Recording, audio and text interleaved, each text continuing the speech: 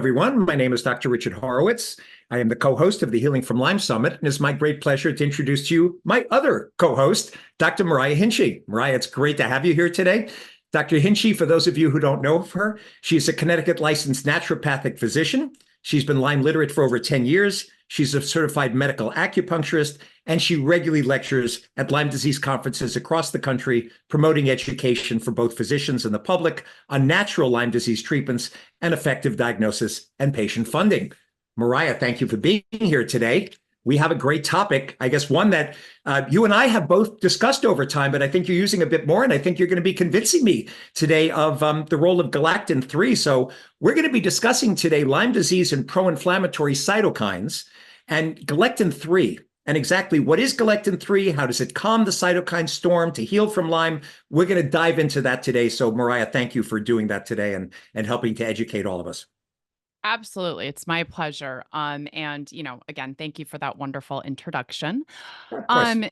So, and I want to put out there that this interview is on behalf of Econugenics and Clinical Synergy. So, I use a lot of a substance called pectisol, and the reason for that is because of a chemical called galactin-3.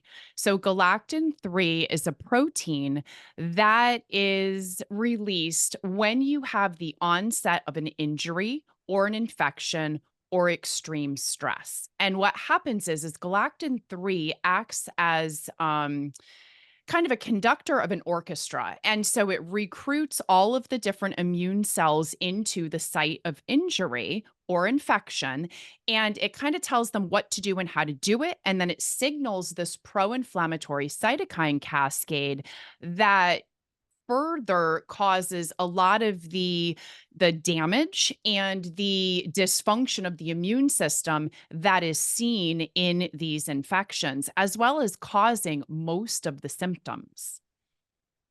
Right. So I guess there's a lot of published studies on Galectin-3, right? I mean, I learned about it a couple of years ago, and I even remember when I was learning about it, it was actually part of the biofilms, right? When they were talking about the structures, right, of the biofilms, which of course for me is becoming extremely important because of the role that dapsone combination therapy has played. Can you talk a little bit about, like, apart from the inflammatory cytokines, the structure and how this all works? Like, why is this so important? Like, for example, we know about NF-kappa B inside the nucleus stimulates cytokines, and the NRF2 pathway and NLRP3 inflammasome. So this, in other words, this is a whole nother structure, another pathway that may be causing some of this inflammation in Lyme patients.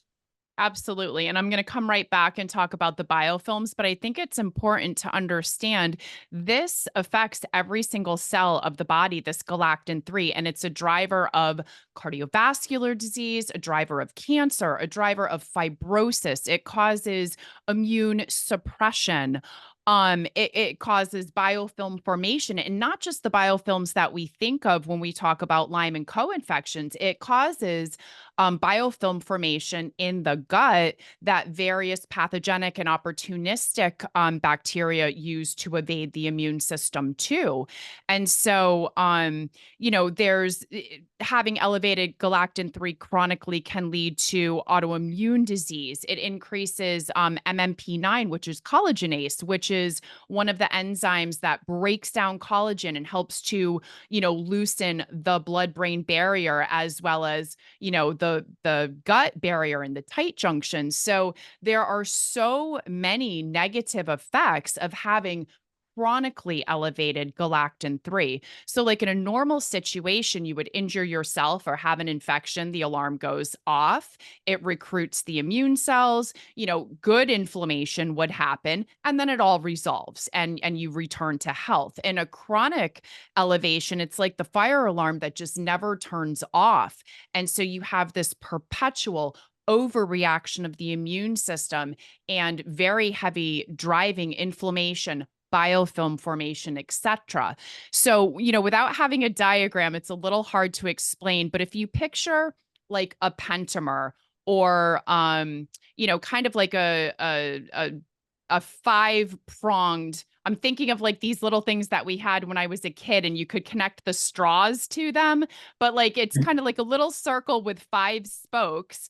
And what happens is you have like individual spokes that when they become activated forms this pentamer, and then these pentamers kind of bind to each other and they form a lattice. So if you can picture a lattice, and that's kind of the backbone or the structure to the biofilm, which is kind of like this fort that these bacteria make to wall themselves off from the immune system. And it's one of the reasons why these infections are so hard to get to with a lot of the therapies that we have, like certain antibiotics, herbs, etc.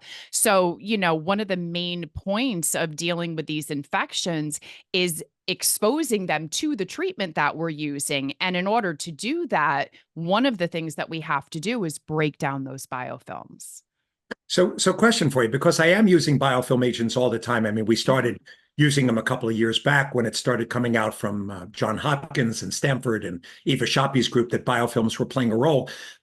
I've mainly stuck with essential oils, cinnamon, clove, oregano oil, biocidin, stevia, which she had shown from Nutrimetics, peppermint oil. But you're saying, like, even just opening up the biofilms and using these, there still might be a benefit. And of course, I do check MMP9 in my patients for matrix metalloproteinase 9, and we see it in inflammatory joint disease with Lyme. So you're saying that this Galectin-3 is specifically when I see an elevated MMP9, or maybe I'm having a problem getting through the biofilm, even though we're opening it up, we might have affected the lattice correctly. So it's kind of still there, allowing the biofilms to form. Am I kind of understanding that correctly? Yeah, exactly. And promoting like the pathogen adhesion to them. So even though, let's say, I guess I would look at it as kind of like a fort that maybe you have blown some holes into, using these other agents. And I mean, I love proteolytic enzymes as well for breaking down biofilms, but it's kind of like you can make these holes in there.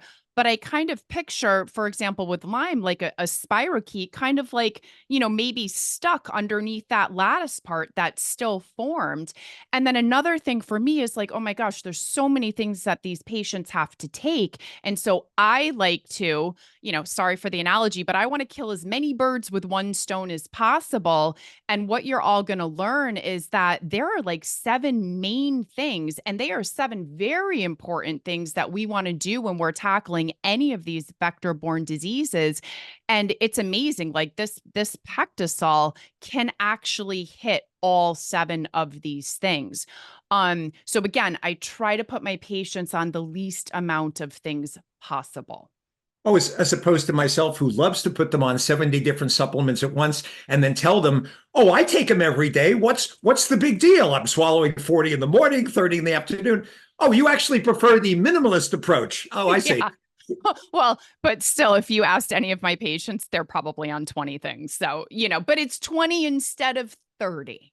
Right. Now question, have you ever done yourself a comparison trial? Because I have used Pectisol. I've used them in the past. And I, just had to be careful with some of the patients with, herxes or mast cell activation from citrus, et cetera. But you and I were discussing before we came on that the risk benefit, the benefit actually seems to be much higher in some of these people that are even sensitive to it. Can you talk a little bit about, like, have you tried different combinations, like you've given the Pectisol C, to address the Galectin-3 with or without the other biofilms? Have you seen larger herxes? Like, have you tried that yourself a little bit as a naturopath to see what happens? So here's what I would say. I started using Pectisol with some of my patients. I'm going to say probably 5 years ago. And I mean, obviously I was successful with what I was doing, prior to adding Pectisol in. But what I will say is that, and clinical synergy actually helped me to kind of like analyze this data back then. There was nothing formal, I have nothing formal, but what I would say is that I noticed a quicker turnaround in the, or the speed in which my patients were resolving their symptoms or decreasing the frequency and or severity of their symptoms. Pactisol is something that I will put my patients on in the beginning. So I kind of have like these stages. So like, I will go through micronutrients, food sensitivities, kind of like gut analysis, and I get an idea of how bad their gut is. Because in my opinion, if they have severe leaky gut, they're going to herx like crazy because they're just going to be reabsorbing all of the toxins back into their systemic circulation, increasing inflammation, increasing oxidative stress, cell damage, etc. And so I'm putting people on the Pactisol C because it's been studied and shown that it will bind the LPS anywhere in the body. And I'll talk about the technology and why, but specifically the LPS that is along the tight junctions, and it helps to decrease gut inflammation and it helps to heal the tight junctions, which can help the patients more effectively detoxify. And so, I'll just talk about it right now. So the Pactisol binds heavy metals, specifically arsenic, cadmium, lead, mercury, right? And we know that heavy metals can be incorporated into these biofilms. It helps to decrease fibrosis and enhance healthy collagen production everywhere in the body, from, the blood vessels to the ligaments and tendons and joints. It helps to increase natural killer cells in a dose dependent relation. It helps to break down biofilms, like I just said. Trying to think what else. Oh, it decreases interleukin 6 and interleukin 1 beta, two of the big cytokines, that are more downstream in this infection. And then it's also a weak binder, like I said, for the LPS, as well as mycotoxins. So it does a lot. And I feel like my patients go through less herxing and less severe herxing when I get them on this first before I put them on any sort of killing regime. So we actually, I made something called Herx formula, which is a combination of Smilax, glabra, cleavers, and high dose molybdenum, because my patients were herxing so severely and it was such an issue. And I would say the one thing that I've really seen change in my practice that I can say hands down is I hardly recommend the Herx formula anymore, because I don't have to, since bringing this Pactisol in, in the beginning stages of treating. So I don't know if Right. that answered your question, but No, it doesn't. It was reminding me, when I was learning about, you're reminding me actually, when I was learning about Galectin 3 years ago, I love mnemonics, and I was remembering doing the A, B, C, D, EF, and it was like A, autoimmunity, and B, biofilms, and C, it actually has a role in cardiovascular disease, and and D, cytokines. diabetes, huh? I said and cytokines for And C. cytokines. And D Yep. was diabetes. Now, remembering actually the mnemonic, and F was fibrosis. And it was like, oh, yeah, this is like, it's a cool product. So, question about the leaky gut, going through this piece by piece. Sure. So, I've been using bovine immunoglobulins. There's different brands out there. SBI Protect, Mega IgG. Mhm. There's a bunch of them to heal the leaky gut. And it helps with the tight junctions. I've seen the studies on it. Are you using these in combination with it? Because it's fascinating. You're right. The LPS effect of binding it in the gut, it's a big deal for some patients who have severe leaky gut. And we find leaky gut in the vast majority of everyone we're checking at this point. Are you using them together, and finding maybe better effects? Because I'm an alchemist by nature, by the way. I love combining. You Yep. know me well enough by now. You'll know this, but I love combining these things to try and get better effects. Have you tried combining them, or you just use it alone at this point for it? So I would say almost every patient. I'm going to go out on a limb and say any patient that doesn't have some sort of intolerance to it Hmm. is on the Pactisol. Now, I would say maybe 15% are on SBIs. And again, I'm trying to go to the thing that I feel is going to have, farther reaching effects. And so SBIs are great. And for patients that I would say are more severe, for lack of a better word, or maybe have more severe dysbiosis, I will add the SBI in for I sure. Great. And also for these people with candida, because candida also, right, has backbones and biofilms. So a lot of these people that may develop candidiasis and have a problem with it, these doctors that are just using nystatin or fluconazole or natural things, burn, breed, whatever. The problem is the candida is under biofilm also, right? So that also may be a place with the galectin-3 for the gut, like if you're dealing with leaky gut and candidiasis, which often go together. So you're using it in that population also. Absolutely. And then, part of my protocol too, I think it was Tom Moorcroft put in front of me a couple studies about grapefruit seed extract like over a decade ago and how it agitated the round body or cyst form of the spirochete. And so I use grapefruit seed extract because I primarily use herbs and to accomplish that. But then also, I mean, grapefruit seed extract is one of my favorite antifungals. So it's kind of like that's doing a dual purpose. So using the G3M, breaking down the biofilm, using the grapefruit seed extract as an antifungal, I find to be extremely effective, even in patients that don't necessarily have fungal overgrowth in the beginning. But, you know, even like herbs are going, even though I think they have a less effect on the gut microbiome, being on a lot of these killing herbs for long periods of time, I do think that it chips away at the microbiome over time. And so it's important to make sure that we're not getting into the state of dysbiosis. Question about the heavy metals, because again, we're finding the heavy metals in a lot of our patients.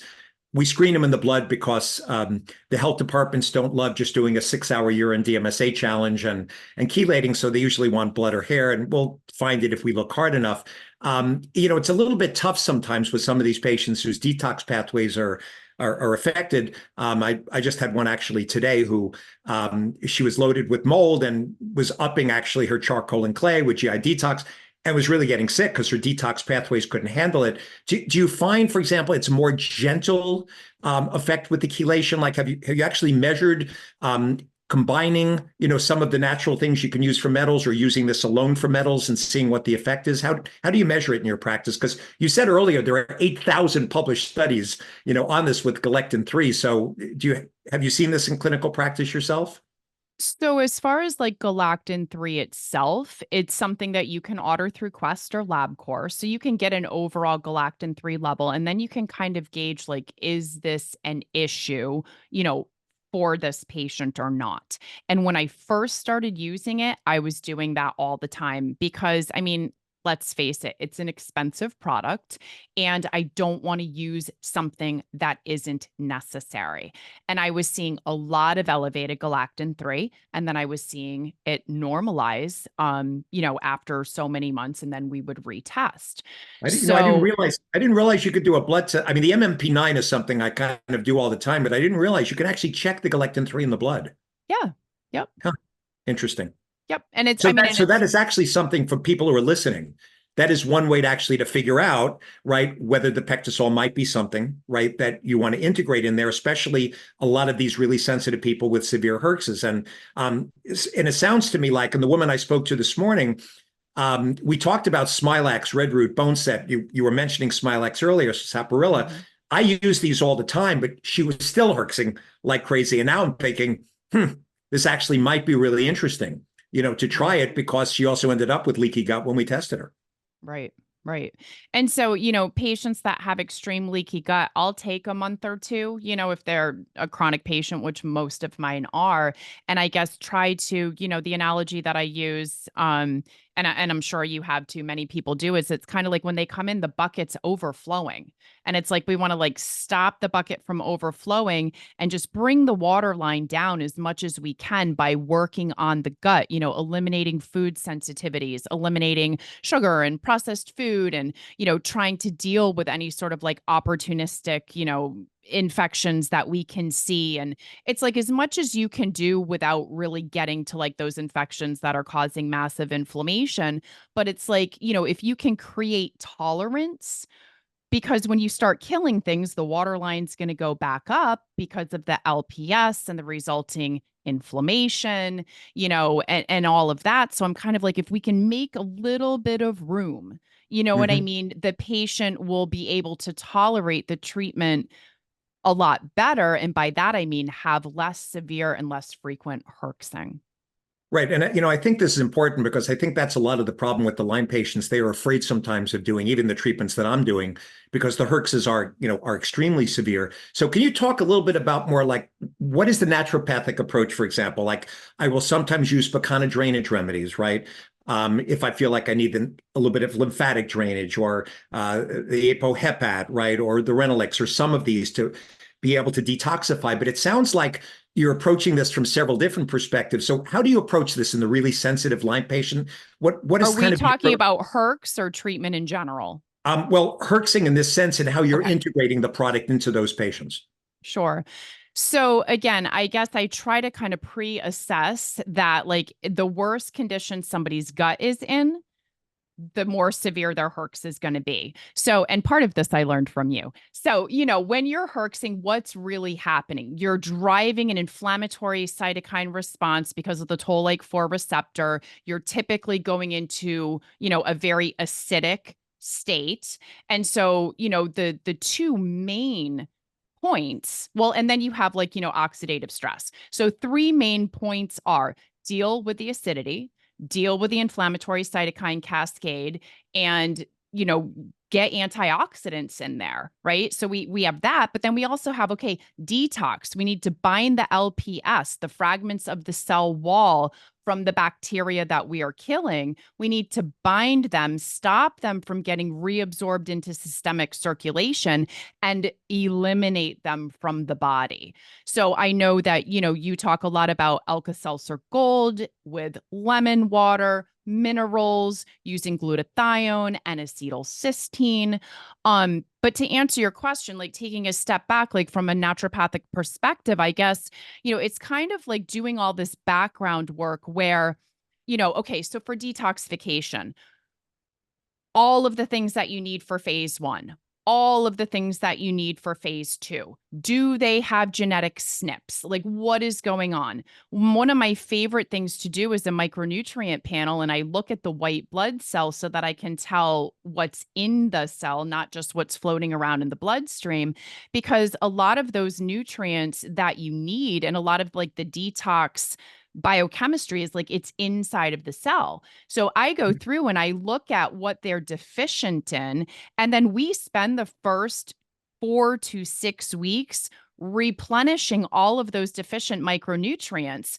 I've had several patients lately who have had like B12 levels off the chart in their serum, and then their white blood cell levels are completely deficient. So it's kind of like we can't just rely a lot on what's in the serum because that only tells us what got, from the tube that's really outside of the body into the bloodstream. It doesn't tell us what got from the bloodstream into the cell, which is where most of our processes happen. Right. So this is similar to when I'm checking red blood cell minerals like RBC magnesium is where 99% of the magnesium is located. You only do serum magnesium, you're missing the majority. Same with red blood cell copper and zinc. So you're saying it's pretty much the same. And you're doing it, by the way, which functional medicine labs do you like when you're doing the micronutrient? So for the only 2 that I know of that do white blood cell, but I'm also one of those people that like when I find something that works, I'm kind of like, I don't pay attention to the new things.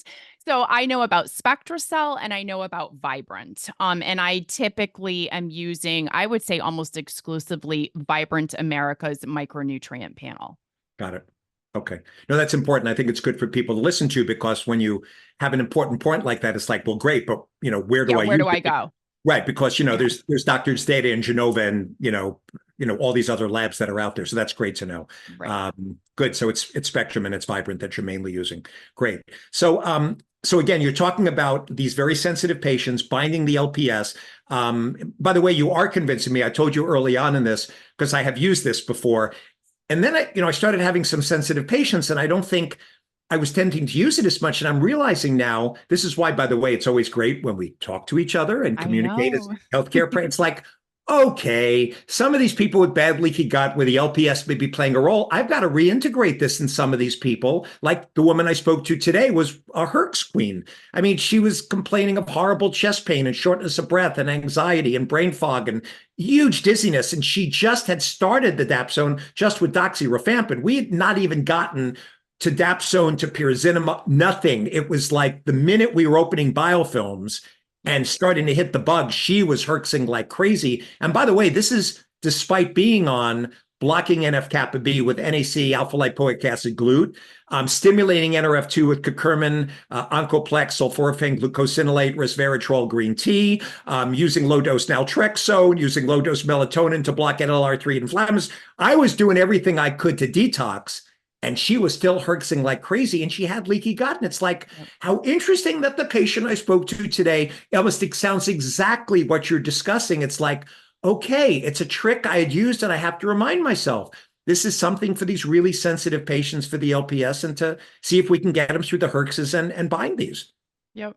And I mean, one of the reasons why I like Pactisol as well is that it's a weak binder, right? So we have so many binders out there.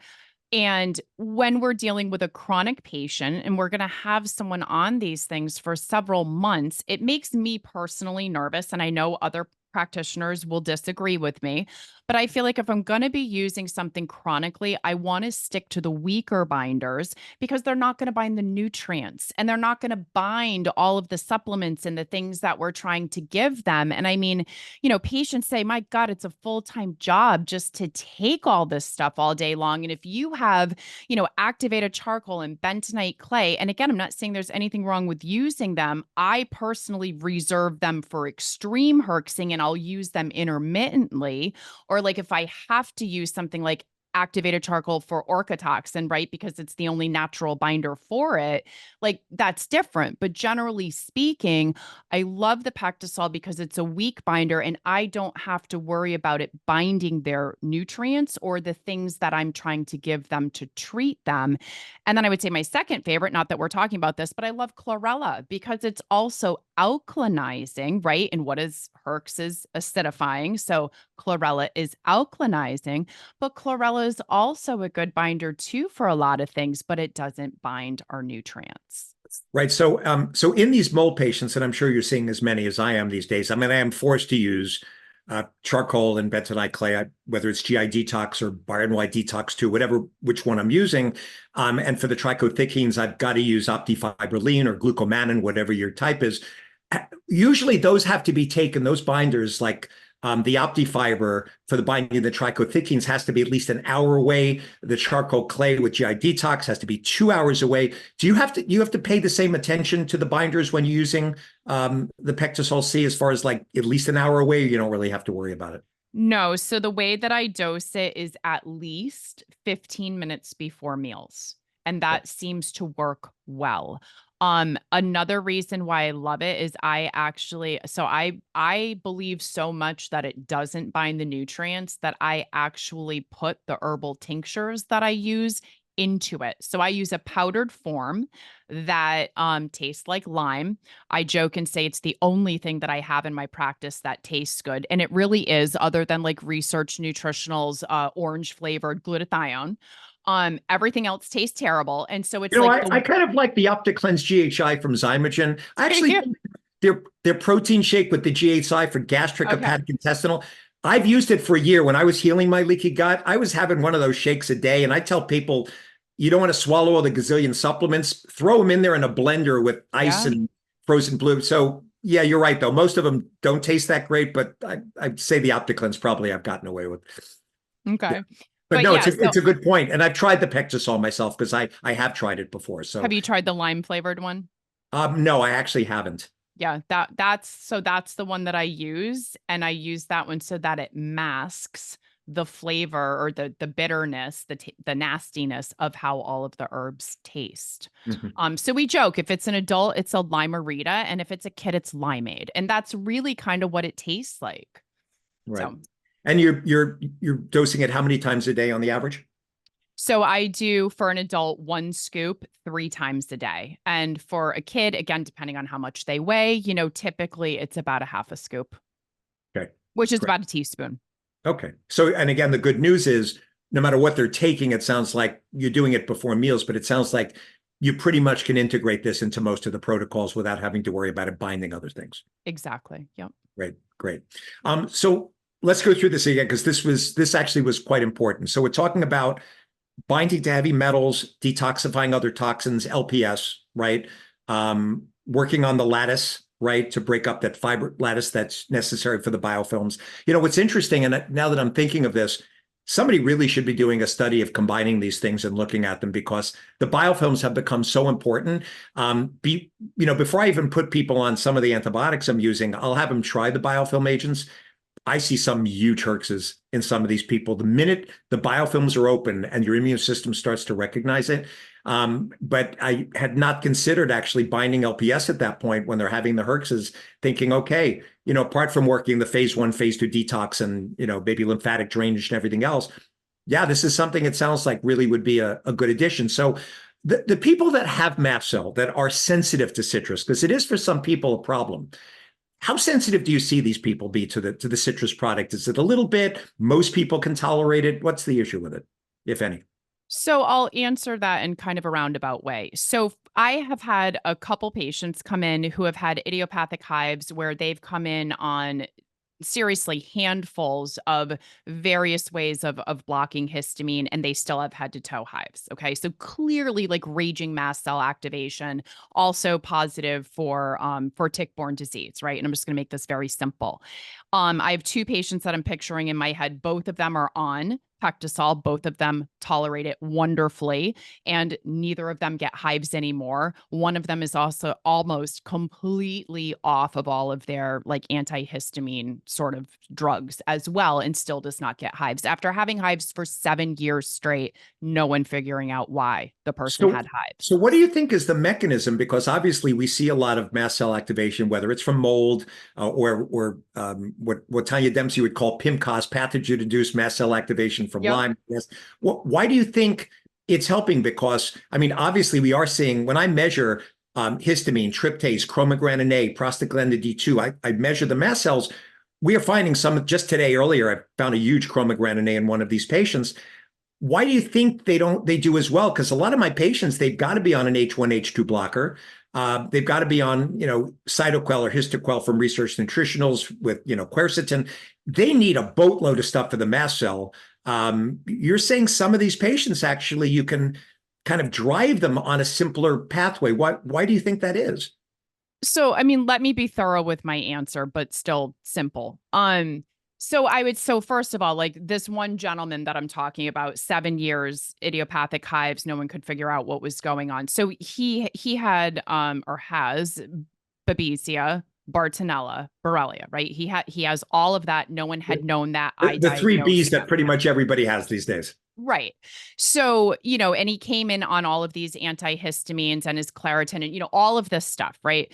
So, I took my functional medicine approach, and my approach to, to healing the body from these infections using Pactisol as one of the things, but like I also put him on quercetin, and I put him on, all of the things, right? And I put him on high dose vitamin C with bioflavonoids to try to stabilize the mast cell. I also took him off all of the foods that he had IgA and IgG and IgE reactions to. So it's like it's not just the one thing, it's the whole, huge individualized approach. But I would say in my head, what I think is going on is that clearly the infections were driving mast cell activation syndrome. And so to me, in my very simplistic way of looking at things, okay, so that increases histamine and it increases the inflammatory cytokines, right? Which is going to lead to oxidative stress, cell damage, dysfunction, et cetera, et cetera. And it's that big giant ball of wax. So to me, it's kind of like these infections were the driving force of the mast cell activation syndrome, but they had also created other underlying causes like leaky gut, food sensitivities, accelerated degranulation of the mast cell, all of this stuff. So it's like, once we got a year, maybe a year and a half into his treatment, and he no longer was having any hives at all. I mean, from thousands of hives on his body. Um, we were able to then start decreasing the histamine blockers while continuing to like shrink the infection and do all of the other things.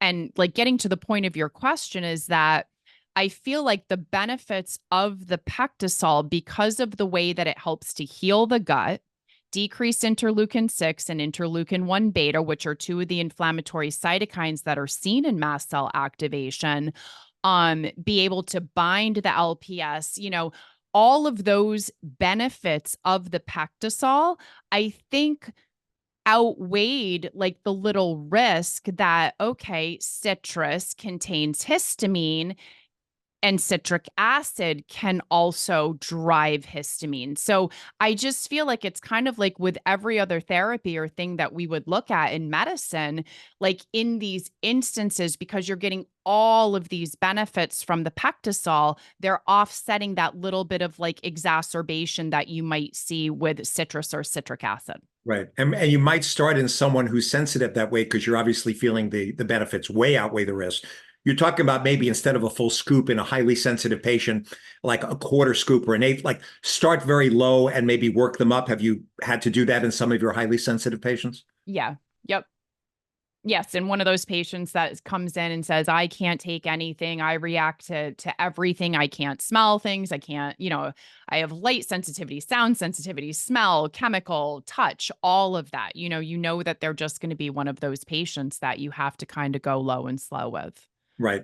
Now, Which is against my nature because I like to throw the whole kitchen sink and I like to just get people feeling better so that I don't lose them because these patients, as you know, they've been through the ringer and they have a short attention span by the right. time we get our hands on them.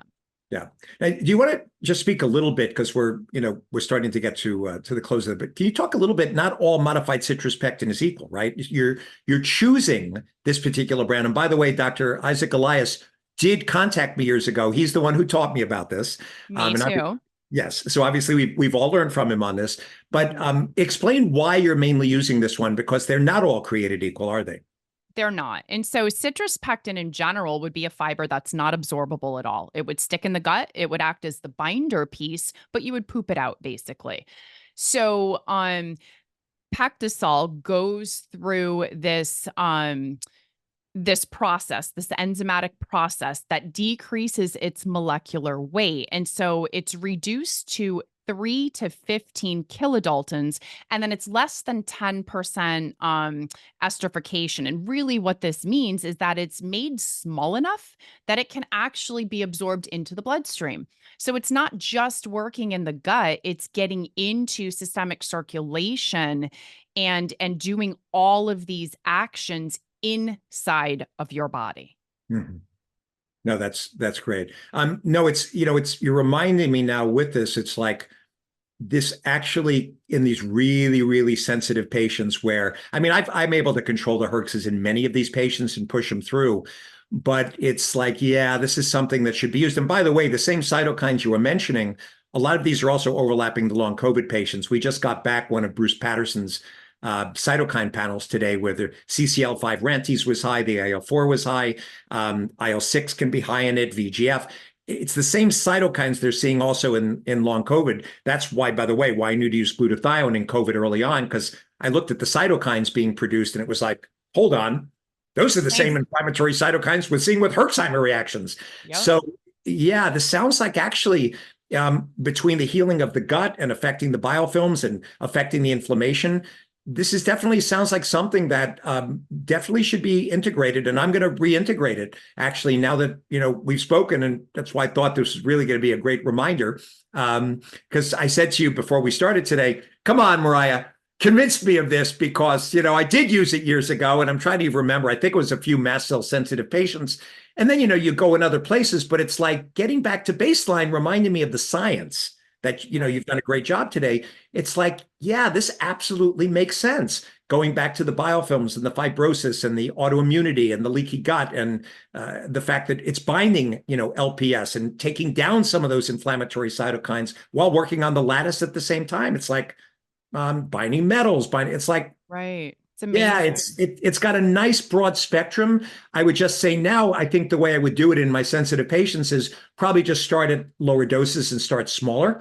Because I remember when, if I eat too much citrus myself, my wife's favorite comment for me is affectionately that I'm itchy Richie. Basically because she can take her fingernail and write, my name on my back and it'll come up in Yes. about 8 seconds because I'm so sensitive.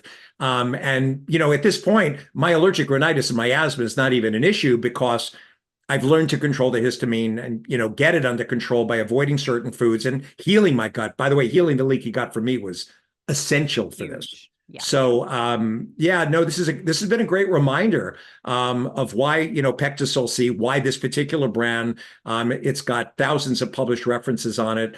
Yeah, it's a great reminder for people out there. I'm glad we had this conversation today. And anything else you think that we've left off of the conversation that people should know about the way you use it, or I will measure now Galectin 3, by the way. And while apart from doing the MMP9, I'd forgotten you can do it. And by the way, so if it's high, it's like there you are. Yeah. You've automatically kind of a doorway of saying this is a patient who may benefit from it. Right. So I would say two things. Number one is that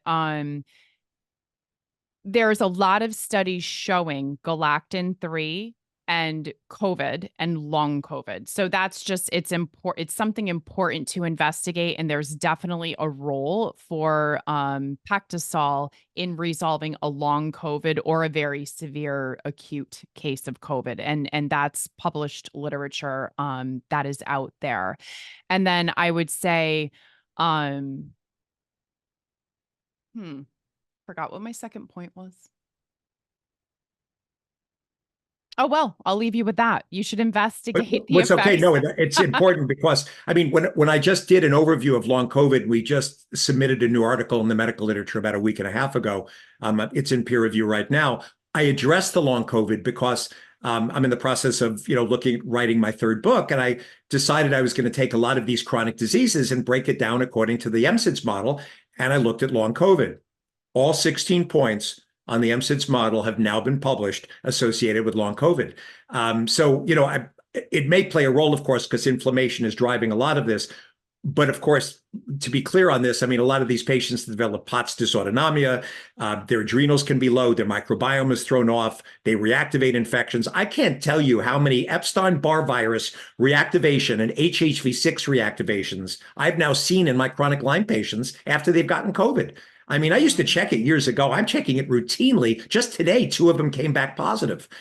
So the long COVID, actually, it's kind of an MSIDS overlap.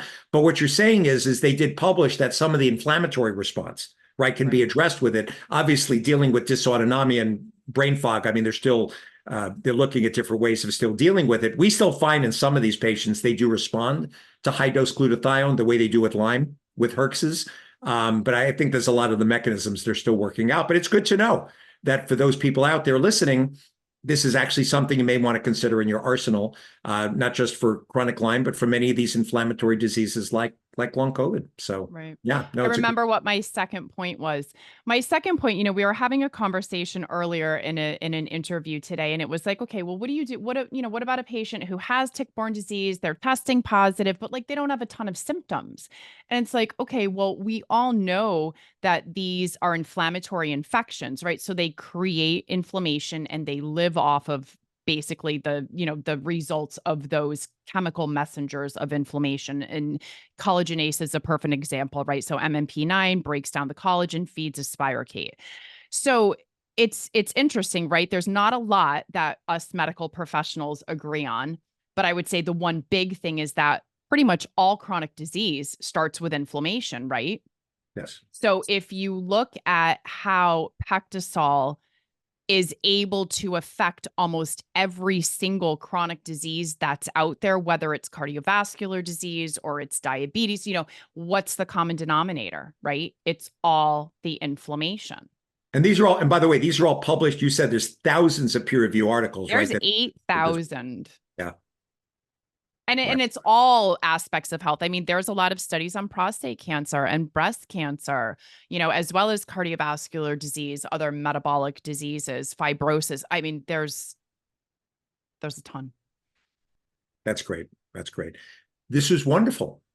I think very convincing, really excellent kind of review of the scientific literature to explain to people. And, I was hoping when I was co-hosting this, it's not just about sharing with people, obviously, what I'm doing and what you're doing, but learning from each other, right? I mean, that's the beauty of this, is we all learn from each other. And sometimes things we used years ago that we get to come back to, and it's like, oh yeah, that's right. Doctor, he had taught me about this and I started using it. It's like, now that I'm so big into biofilms and realizing how important it is with the rest of it, it's like, I got to go back and I have to try this. So yeah, I'm going to look at the Pectisol C and the modified citrus pectin and start using it in some of these really inflammatory patients. I think you did a great job, and thank you for sharing all this information today. Thank you. Yeah. So for those of you who've been tuning in, I've been co-hosting, speaking to Dr. Richard Horowitz and my co-host, Dr. Mariah Hinchey. We are both co-hosting the Healing from Lyme Summit, and you're hearing today about the role of Galectin-3 in inflammation and the role of modified citrus pectin and Pectisol C. Great talk. I think people are going to get a lot out of this. And thank you again for joining me. We've been really having some amazing interviews with people. I think the Lyme community is just going to go wild when they realize that we've had some fabulous interviews with some real great experts. So thank you for sharing this. I think this is really going to be a key thing that's going to help people. I hope you have a great weekend and that things go well. So thank you so much. Thank you. Take care, everyone. Okay. Bye-bye, everyone. Hope to see you for another Lyme Summit very soon.